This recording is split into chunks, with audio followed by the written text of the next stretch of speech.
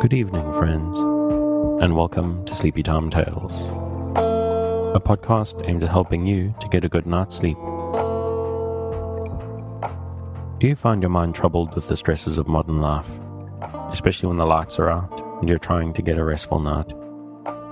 Does your spinning mind keep you awake? Follow my voice down the path towards a good night's rest. Listen to me tell a story that will keep your mind from wandering to your daytime problems, the ones you can't solve right now and will be easier to solve while rested. Listen to my voice and allow yourself to drift, following the twists and turns of the story, but slowly letting go and drifting into sleep. Let my voice wash over you at a comfortable volume and allow yourself to be distracted from the stresses and worries that play on your mind. Whether you need help falling asleep or going back to sleep in the middle of the night, you can trust me to keep you company and help you to wake up tomorrow in a rested state. You may need to try out Sleepy Time Tales for a few nights to get used to the slightly strange idea, but I believe it will be well worth your while. Because I'm here to work with you, to create a safe space, a cocoon in which you can curl up and allow nature to take its course. So settle down, relax, and allow yourself to get lost in my telling of tonight's story. Before we get to the story, I'd like to take a few more minutes of your time. If you're finding Sleepy Time Tales useful, to help you to get a restful night, and you would like to keep it going out to thousands of insomniacs just like you, and you have the means to help me out, to help me keep it going, please consider supporting it on the Patreon at patreon.com/sleepytimetales. This is monthly support that not only helps me keep the lights on, but can get you fun bonuses based on your contribution level. From as little as $2 a month, you get weekly access to early release on the main episodes, so that you get your fresh sleep aid on a Wednesday instead of a Sunday. And $5 gets you weekly bonus minisodes, special edits, and a monthly megasode, which is all the month's releases in one big listen. And times are tough, so maybe a monthly commitment is a little bit much. In that case, you can make once-off tips to the tip jar on the website. I've spoken recently about the struggles to keep Sleepy Time Tales going as support had fallen off, so I'm very grateful to the listeners who have stepped up and either joined the Patreon or thrown something in the tip jar. So thanks very much to everybody who has helped out. And to emphasize, if you can't afford to make any contributions, please don't feel guilty about it. Times are tough. I understand this very well. But if you'd like to support the show without having to put your hands in your pockets, just tell people about it. If you knew someone who's struggling to sleep and you think I can help them, just let them know. That's really all that it takes. And that's enough of that for tonight. Thank you very much. Let's start learning about these birds and their nests. We return this week to Birds and Their Nests by Mary Howitt. And we pick up learning about goldfinches. Like its relation the linnet, it congregates in flocks as soon as its young can take wing, when they may be seen wheeling around in the pleasant late summer and autumn fields, full of life, and enjoyment of the plenty that surrounds them, in the ripened thistledown and all such winged seeds as are then floating in the air. How often have I said it is worthwhile to go out into the woods and fields, and bringing yourself into a state of quietness, watch the little birds in their life's employment, building their nests, feeding their young, or pursuing their innocent diversions. So now, on this pleasant, still autumn afternoon, if you will go into the old pasture fields where the thistles have not been stubbed up for generations, or on the margin of the old lane, where ragwort and groundsel and burdock flourish abundantly, let us, as the author of British Birds says, stand still to observe a flock of goldfinches. They flutter over the plants, cling to the stalks, bend in various attitudes, disperse the down already dry and winged like themselves for flight. Pick them out one by one and swallow them. Then comes a stray cow followed by a herd boy. At once the birds cease their labor, pause for a moment, and fly off in succession, You observe how lightly and buoyantly they cleave the air, each fluttering its little wings, descending in a curved line, mounting again and speeding along. Anon they alight in a little thicket of dried weeds, and in settling display to the delighted eye the beautiful tints of their plumage. As with fluttering wings and expanded tail, they hover for a moment, to select a landing place amid the prickly points of the stout thistles, whose heads are now bursting with downy winged seeds. The song of the goldfinch, which begins about the end of March, is very sweet, unassuming and low, similar to that of the linnet, but singularly varied and pleasant. Now, however, we must give a few instances of this bird's teachable sagacity, which indeed is so numerous that it is difficult to make a selection.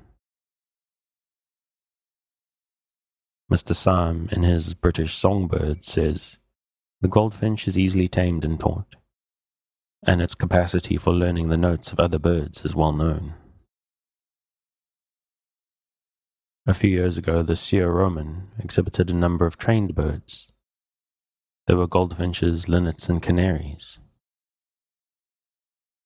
One appeared dead and was held up by the tail or claw, without exhibiting any signs of life. A second stood on its head with its claws in the air. A third imitated a Dutch milkmaid going to market with pails on its shoulders. A fourth mimicked a Venetian girl looking out at a window. And a fifth appeared as a soldier and mounted guard as a sentinel, whilst a sixth acted as a cannoneer, with a cap on its head, a firelock on its shoulder, and a match in its claw, and discharged a small cannon. The same bird also acted as if it had been wounded. It was wheeled in a barrow as if to convey it to the hospital, after which it flew away before the whole company. The seventh turned a kind of windmill, and the last bird stood in the midst of some fireworks which were discharged all around it, and this without showing the least sign of fear. Others, as I have said, may be taught to draw up their food and water, as from a well in little buckets. All this is very wonderful, and shows great docility in the bird, but I cannot greatly admire it, from the secret fear that cruelty or harshness may have been used to teach them these arts, so contrary to their nature.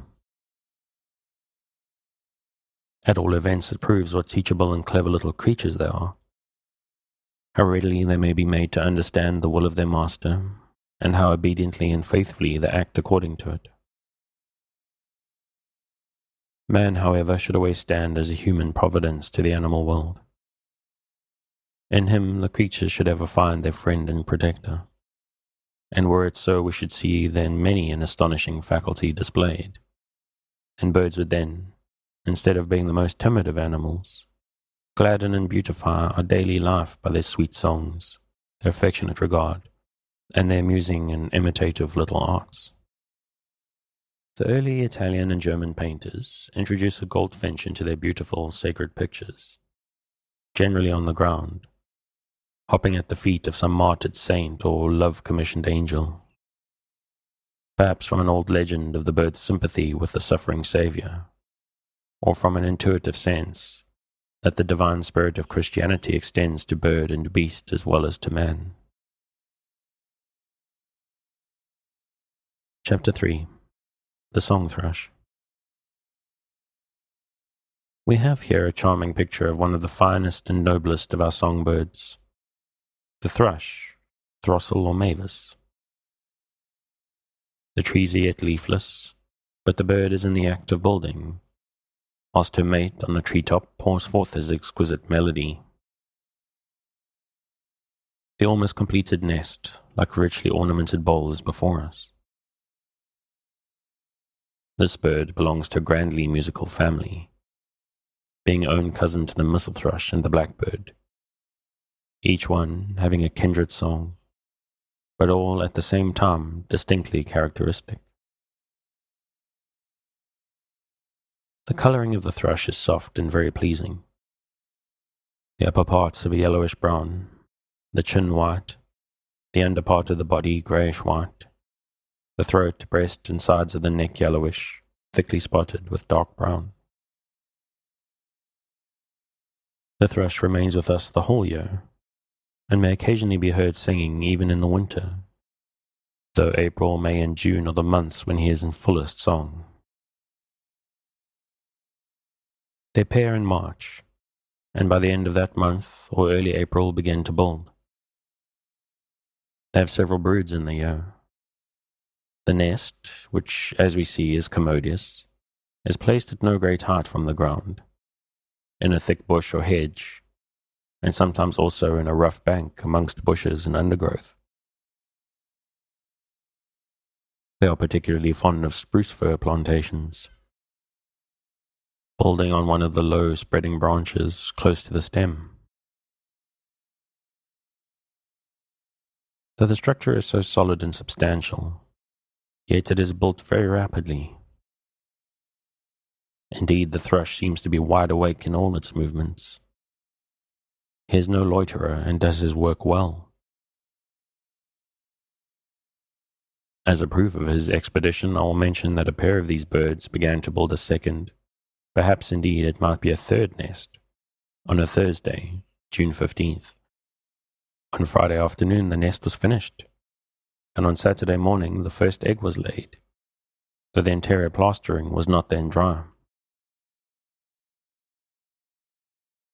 On this 21st the hen began to sit, and on the 17th of July the young birds were hatched. The framework, so to speak, of the nest is composed of twigs, roots, grasses, and moss, the two latter being brought to the outside. Inside it is lined with a thin plastering of mud, cow dung, and rotten wood, which is laid on quite smoothly, almost like the glaze on earthenware. Nor is there an internal covering between this and the eggs. The circular form of the nest is as perfect as a bowl shaped upon a lathe, and often contracts inwards at the top. The eggs, which are generally 5 in number, are of a bright blue-green, spotted over with brownish black, these spots being more numerous at the larger end. The food of the thrush is mostly of an animal character, as worms, slugs, and snails, and by seasides, small mollusks, as whelks and periwinkles. On all such as are enclosed in shells he exercises his ingenuity in a remarkable way. We ourselves lived at one time in an old house, standing in an old garden, where many ancient trees and outbuildings, in the old ivied roots and walls of which congregated great quantities of snail shells. One portion of this garden, which enclosed an old, disused dairy, was a great resort of thrushes, where they had, so to speak, their stones of sacrifice, around which lay heaps of the broken shells of snails, their victims.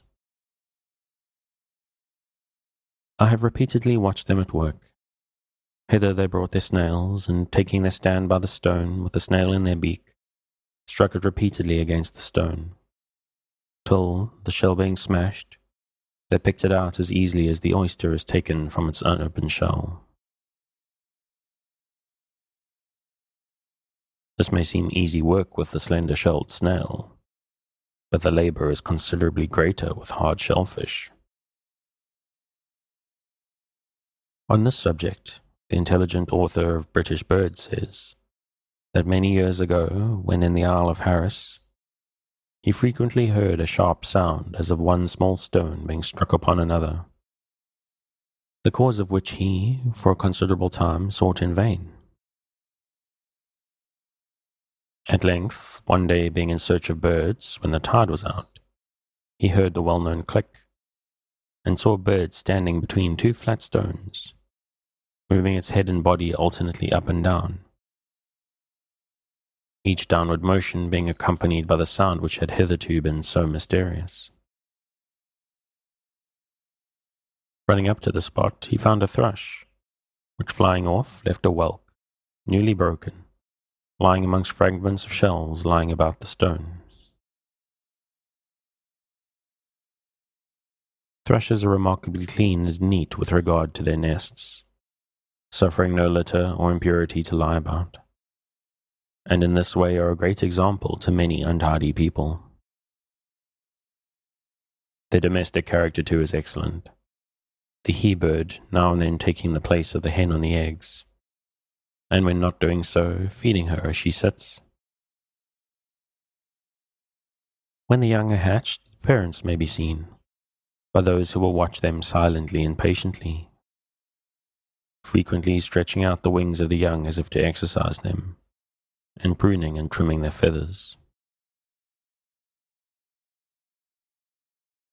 To put their love of cleanliness to the proof, a gentleman, a great friend of all birds, had some sticky mud rubbed upon the backs of two of the young ones, while the parents were absent. On their return, either by their own keen sense of propriety, or perhaps the complaints of the young ones, they saw what had happened, and were not only greatly disconcerted, but very angry, and instantly set to work to clean the little unfortunates, which, strange to say, they managed to do by making use of dry earth, which they brought to the nest for that purpose. Human intellect could not have suggested a better mode. This same gentleman determined to spend a whole day in discovering how the thrushes spent it. Hiding himself, therefore, in a little hut of fir boughs, he began his observations in the early morning of the 8th of June. At 2:30, the birds began to feed their brood, and in 2 hours had fed them 36 times. It was now 5:30. The little birds were all wide awake, and one of them, whilst pruning its feathers, lost its balance and fell out of the nest to the ground. On this the old one set up the most doleful lamentations, and the gentleman, coming out of his retreat, put the little one back into the nest. This kind action, however, wholly disconcerted the parents, nor did they again venture to feed their young till an artifice of the gentleman led them to suppose that he had gone from their neighbourhood.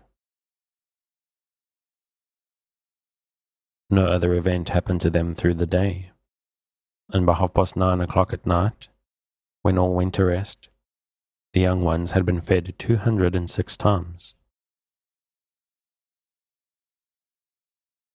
Thrushes, however, become occasionally so extremely tame that the female will remain upon her eggs and feed her young, without any symptom of alarm, in the close neighbourhood of man. Of this I will give an instance from Bishop Stanley's History of Birds. A short time ago in Scotland, some carpenters working in a shed adjacent to their house observed a thrush flying in and out, which induced them to direct their attention to the cause.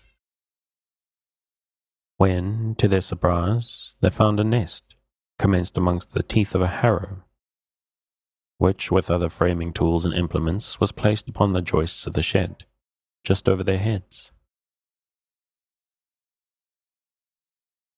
The carpenters had arrived soon after 6:00, and at 7, when they found the nest, it was in a great state of forwardness, and had evidently been the morning's work of a pair of these indefatigable birds.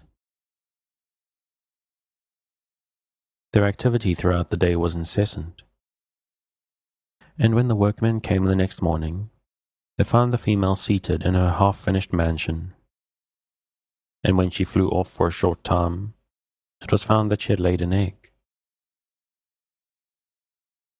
When all was finished, the he-bird took his share of the labour, and in 13 days the young birds were out of their shells, the refuse of which the old ones carried away from the spot. All this seems to have been carefully observed by the workmen, and it is much to their credit that they were so quiet and friendly as to win the confidence of the birds. The song of the thrush is remarkable for its rich, mellow intonation, and for the great variety of its notes. Unfortunately for the thrush, its exquisite power as a songster makes it by no means an unusual prisoner. You are often startled by hearing, from the doleful upper window of some dreary court or alley of London, or some other large town, an outpouring of joyous, full-souled melody from an imprisoned thrush, which, perfect as it is, saddens you, as being so wholly out of place. Yet who can say how the song of that bird may speak to the soul of many a town-imprisoned passer-by? Wordsworth thus touchingly described an incident of this kind. At the corner of Wood Street, when daylight appears, hangs a thrush that sings loud. It has sung for 3 years. Poor Susan has passed by the spot and has heard the silence of morning, the song of the bird. Green pastures she views in the midst of the dale, down which she so often has tripped with her pail, and a single small cottage, a nest like a dove's, the only one dwelling on earth which she loves. 'Tis a note of enchantment. What ails her she sees, a mountain ascending, a vision of trees. Bright volumes of vapour through Lothbury glide, and a river flows on through the vale of Cheapside. She looks and her heart is in heaven, but they fade, the mist in the river, the hill in the shade. The stream will not flow, and the hill will not rise, and the colours have all passed away from her eyes. Chapter 4. The Blackbird. The blackbird is familiar to us all. It is a thoroughly English bird, and with its cousin the thrush is not only one of the pleasantest features in our English spring and summer landscape, but both figure in our old poetry and ballads, as the mole and the mavis, the blackbird and the thrusslecock. For those old poets loved the country, and could not speak of the greenwood without the bird.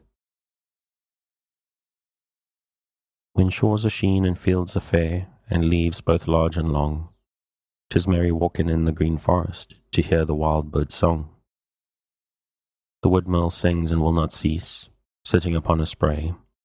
The mole and the mavis shout their fill from the morn till the set of day. The blackbird takes its name from a very intelligible cause, its perfectly black plumage, which, however, is agreeably relieved by the bright orange of its bill, the orange circles round its eyes, and its yellow feet, though this is peculiar only to the male, nor does he assume this distinguishing colour till his 2nd year. The female is of a dusky brown colour. Sometimes the singular variety of a white blackbird occurs, which seems to astonish even its fellow birds. The same phenomenon also occurs among sparrows, a fatal distinction to the poor birds, who are in consequence very soon shot. This bird is one of our finest singers. His notes are solemn and flowing, unlike those of the thrush, which are short, quick, and extremely varied. The one bird is more lyrical, the other sings in a grand epic strain. A friend of ours, deeply versed in bird lore, maintains that the blackbird is oratorical, and sings as if delivering an eloquent rhythmical oration. This bird begins to sing early in the year, and continues his song during the whole time that the hen is sitting. Like his relatives, the thrush and the missel thrush, he takes his post on the highest branch of a tree, near his nest, so that his song is heard far and wide. And in fact, through the whole pleasant spring, you hear the voices of these 3 feathered kings of English song, constantly filling the woods and fields with their melody. The blackbird sings deliciously in rain, even during thunderstorm, with the lightning flashing around him.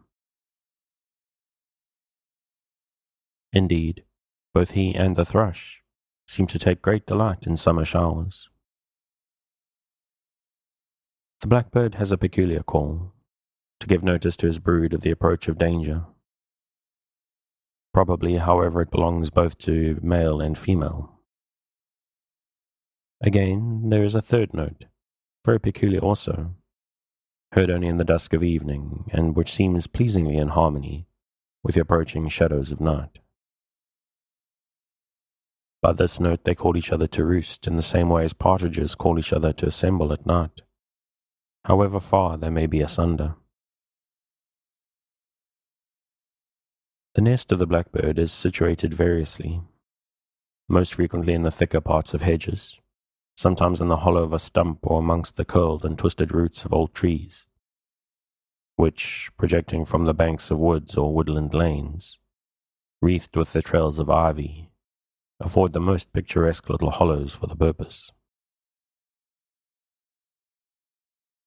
Again, it may be found under the roof of outhouses or cart sheds, laid on the wall plate, and very frequently in copses, in the stumps of pollard trees, partly concealed by their branches, and is often begun before the leaves are on the trees. The nest is composed of dry bents and lined with fine dry grass. The hen generally lays 5 eggs, which are of a dusky bluish green, thickly covered with black spots, although very much resembling those of crows, rooks, magpies, and that class of birds. Universal favourite as the blackbird deservedly is, yet in common with the thrush, all gardeners are their enemies, from the great liking they have for his fruit, especially currants, raspberries, and cherries. There is, however, something very amusing, though at the same time annoying, in the sly way by which they approach these fruits, quite aware that they are on a mischievous errand. They steal along, flying low and silently, and if observed will hide themselves in the nearest growth of garden plants, scarlet runners or Jerusalem artichokes, where they remain still as mice, till they think the human enemy has moved off. If, however, instead of letting them skulk quietly in their hiding place, he drives them away, they fly off with a curious note, very like a little chuckling laugh of defiance, as if they would say, "Ha ha, we shall soon be back again," which they very soon are. We must not begrudge them their share, though they neither have dug the ground nor sowed the seed.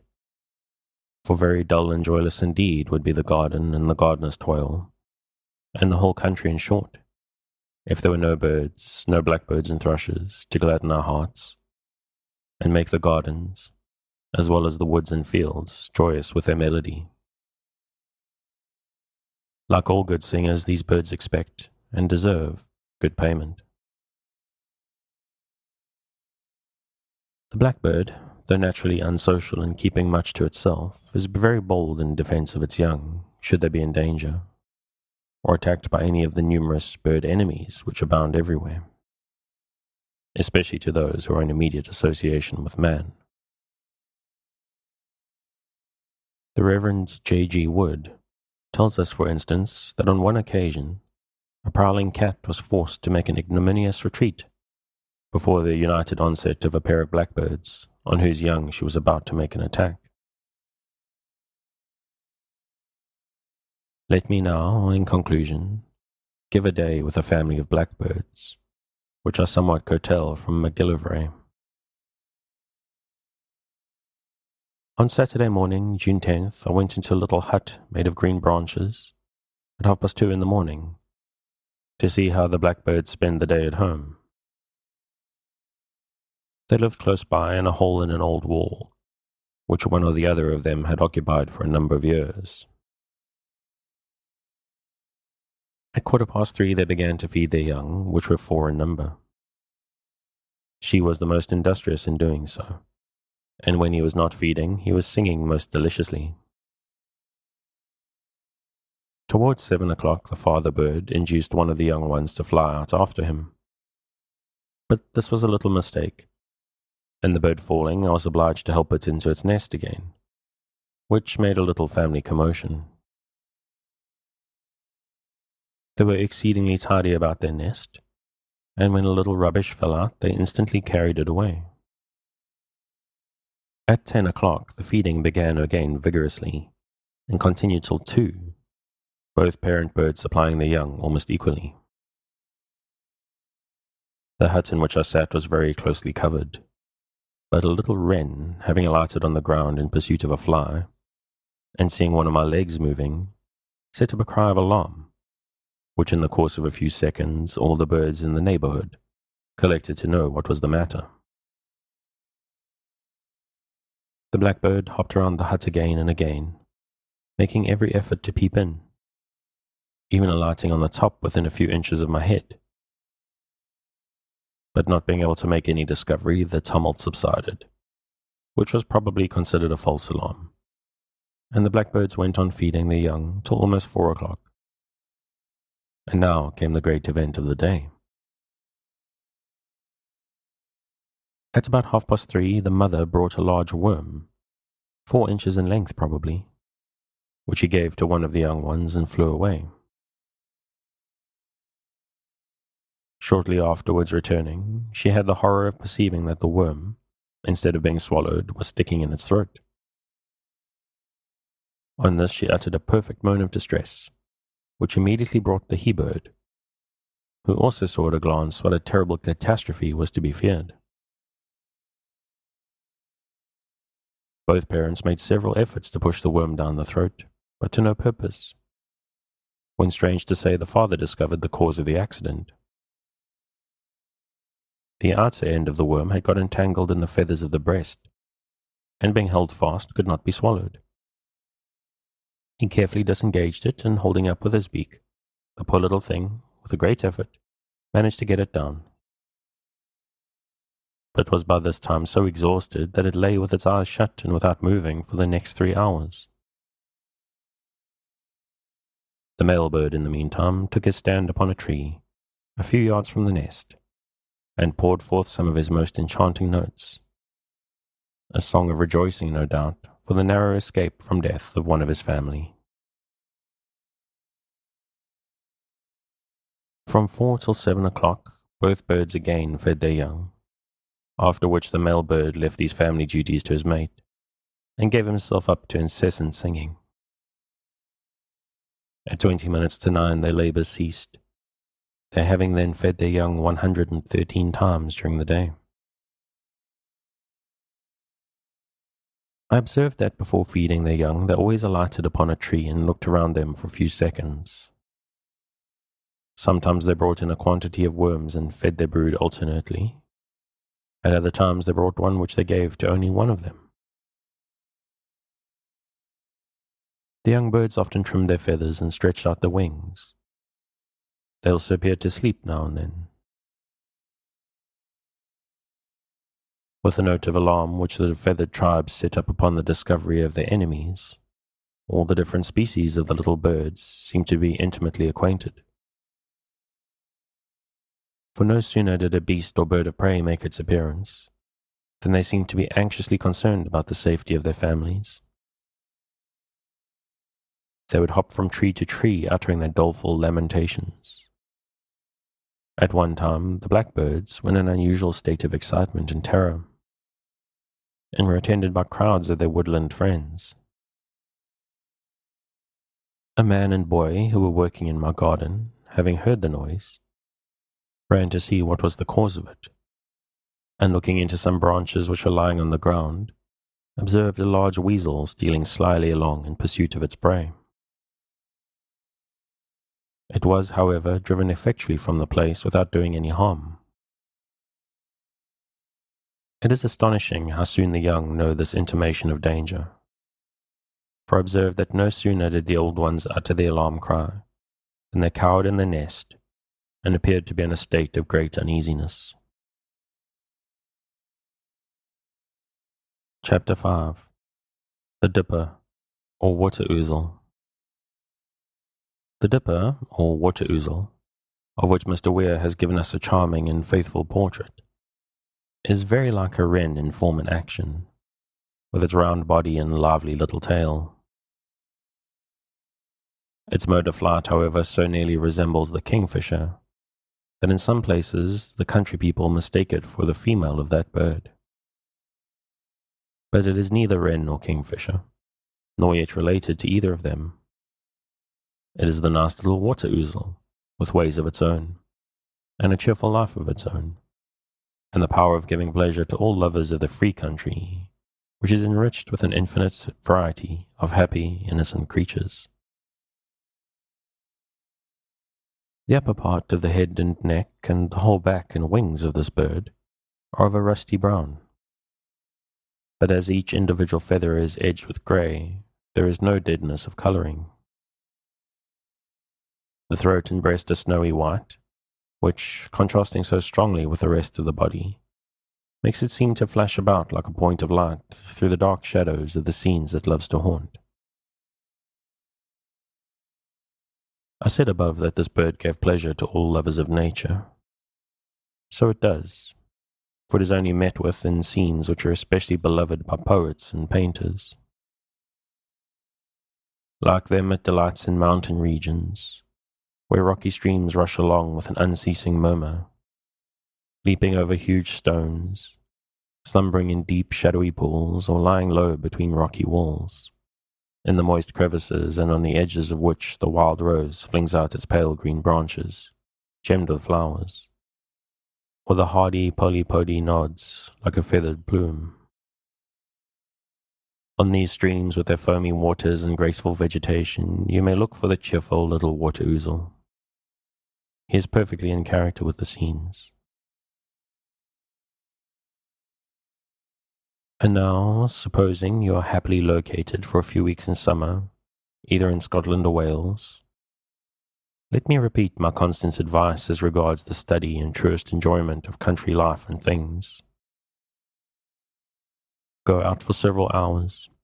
Do not be in a hurry.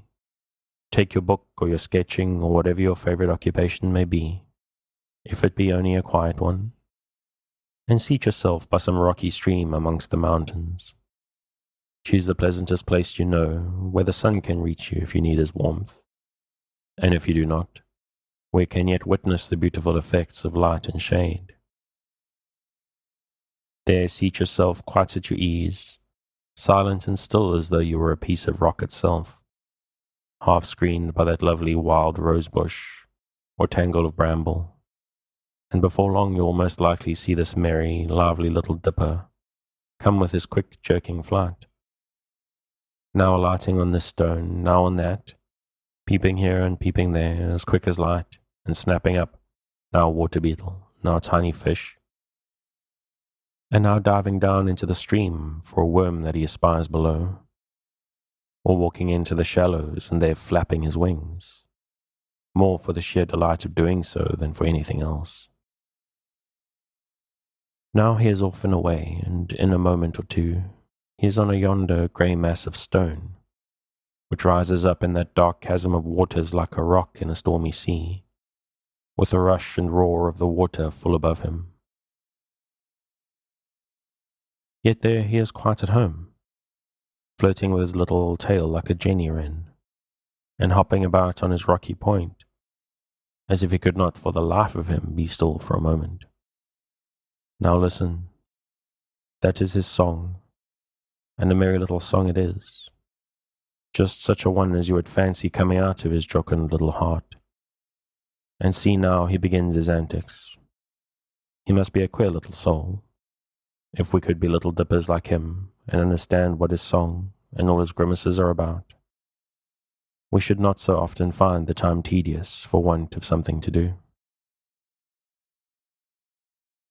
We may be sure he is happy, and that he has, in the round of his small experience, all that his heart desires. He has this lonely mountain stream to hunt, in these leaping, chattering, laughing waters to bear him company. All these fantastically heaped up stones brought hither by furious water torrents of long ago, that dashing, ever-roaring, ever-foaming waterfall, in the spray of which the summer sunshine weaves rainbows. All these wild roses and honeysuckles, all this maidenhair, and this broad polypody, which grows golden in autumn, make up his little kingdom, in the very heart of which, under a ledge of rock, and within sound, almost within the spray of the waterfall, is built the curious little nest, very like that of a wren in which sits the hen bird, the little wife of the dipper, brooding with most unwearied love on 4 or 5 white eggs, lightly touched with red. And on that rather poetic note, I'm going to call it a night. If you would like to pick up where we've left off, and this is a charming little read, I'm really enjoying it, you can, as always, find it on Project Gutenberg at the link in the show notes.